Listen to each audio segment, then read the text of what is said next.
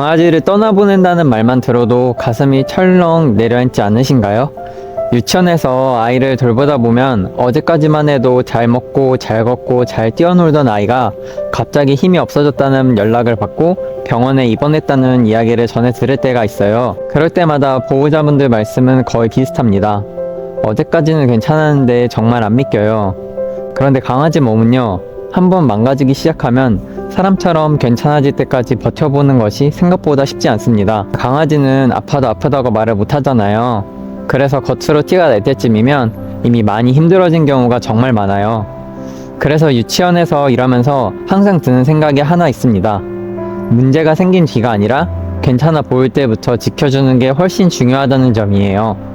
그렇다면 보호자분들이 사랑해서 했다고 믿었던 행동들 중에 사실은 아이 수명을 조용히 줄이고 있는 습관들은 뭐가 있을까요? 오늘 영상에서는 강아지 유치원에서 아이를 상태를 매일 보면서 정말 자주 마주치는 반려견 수명을 단축시키는 5가지 습관을 차근차근 말씀드려 보려고 합니다. 첫 번째, 식사 후 바로 산책시키는 습관. 유치원에 있으면서 정말 자주 듣는 말이 있어요. 밥 먹고 소화시킬 겸 바로 산책 나가요. 보호자 입장에서는 아이도 신나고 보호자분도 기분 좋은 시간이죠. 그런데 이 습관이 생각보다 아이 몸에는 큰 부담이 될 수 있습니다. 강아지는 밥을 먹고 나면 위에 음식이 가득 차면서 무게가 확 늘어나요.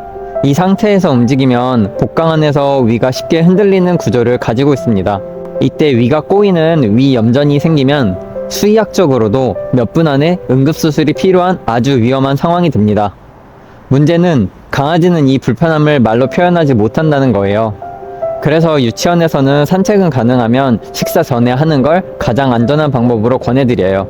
부득이하게 식사 후에 외출해야 한다면 최소 1시간 정도는 충분히 쉬게 한 뒤에 나가주시는 게 좋습니다. 두 번째, 사료 성분을 깊이 보지 않는 습관. 아이들 배변 상태나 피부 가려움, 반응을 보다 보면 사료 영향이 정말 크게 느껴져요. 그런데 얘기하다 보면 이런 말씀을 많이 하시더라고요. 유명한 브랜드라서요. 이거 프리미엄이에요. 하지만 사료 앞에 적힌 문구는 마케팅일 뿐이고 아이 몸에 직접 들어가는 건 성분표입니다. 육분이나 부산물처럼 원산이 불분명한 재료가 주 원료로 들어간 경우 장 트러블이나 피부 문제로 이어지는 경우를 유치원에서 정말 많이 봐요. 사료를 고르실 때는 첫 번째 원료가 구체적인 고기 이름인지 영양 균형은 괜찮은지 한 번만 더 확인해 주세요. 세 번째, 밥 시간을 그냥 급여로 끝내는 습관. 유치원 아이들을 보다 보면 확실히 차이가 납니다. 밥 시간이 그냥 먹고 끝나는 아이들이랑 찾아 먹고 냄새 맡고 생각하면서 먹는 아이들. 강아지는 원래 먹이를 찾고 탐색하는 동물이에요. 매일 같은 그릇, 같은 방식으로만 주면 두뇌 자극이 줄어들고 지루함이 쌓이게 됩니다. 이 지루함이 지짐이나 산만함, 집중력 저하로 그대로 나타나는 경우도 많아요. 가끔은 사료를 수건에 숨기거나 종이컵 여러 개에 나눠 담아서 찾아 먹게 해주세요. 밥 시간이 놀이 시간이 되면 아이 하루 컨디션이 확실히 달라지는 게 보입니다. 네 번째, 사랑이라는 이름으로 과식시키는 습관. 관절이 약한 아이들, 조금만 움직여도 숨차는 아이들을 보다 보면 비만이 얼마나 큰 문제인지 매일 느끼게 됩니다. 밥 먹을 때나 간식 달라는 눈빛 보면 안 줄 수 없는 마음 저도 너무 잘 알죠. 그런데 이 작은 한 입이 쌓여서 비만이 되고 비만은 관절 질환, 심장병, 당뇨로 이어지는 출발점이 됩니다.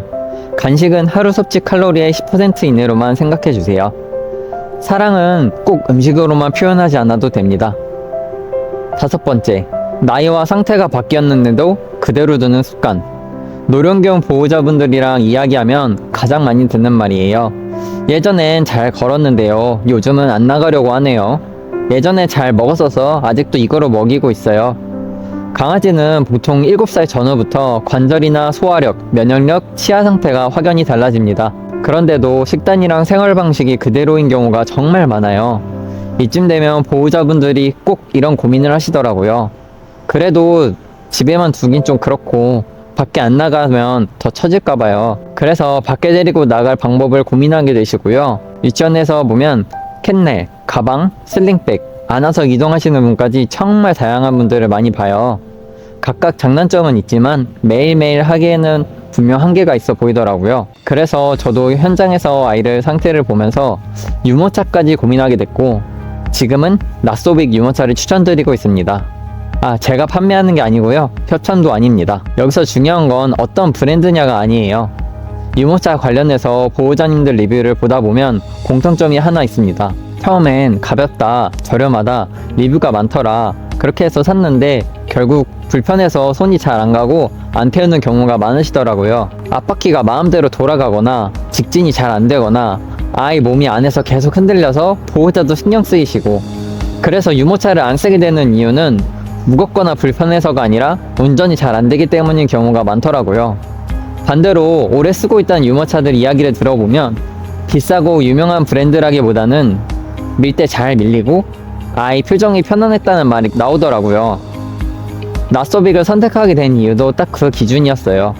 유모차를 고를 때 제가 가장 먼저 든 생각은 샀는데 막상 잘 안 쓰면 어떡하지? 나소빅은 무겁지도 않은데 잘 흔들리지도 않았고 좁고 펴는 것도 번거롭지 않았고 아이 시야도 막히지 않아서 답답하지 않아 보이더라고요. 유치원에서 보호자님들이랑 얘기하다 보면 강아지 때문에 산 물건이지만 결국 보호자 손이 자주 가야 계속 쓰게 된다는 생각을 자주 합니다. 여기서 하나만 분명히 말씀드리자면 이 유모차를 무조건 쓰라고 말씀드리는 건 아닙니다. 다만 유치원에서 나이가 들거나 관절이 약해진 아이들을 매일 돌보는 입장에서 보면 아이 상태는 바뀌고 있는데 이동 방식만 예전 그대로 두는 것, 이게 5번째이자 가장 큰 습관처럼 보였습니다. 강아지 수명을 지킨다는 게 대단한 권리를 말하는 건 아니에요. 괜찮아 보일 때부터 조금 덜 걷게 해주고 조금 덜 무리하게 해주고 조금 더 신경 써주고, 유치원에서 아이들을 보다 보면 확실히 느끼는 건 걷지 않는 산책도 충분히 좋은 산책이라는 걸 느끼고 있습니다. 한 줄로 정리하면 유모차는 가볍냐 무겁냐보다 얼마나 자주 손이 가느냐의 문제인 것 같더라고요. 오늘 영상이 아이랑 하루 보내는데 조금이라도 도움이 되었으면 좋겠습니다. 시청해주셔서 감사합니다.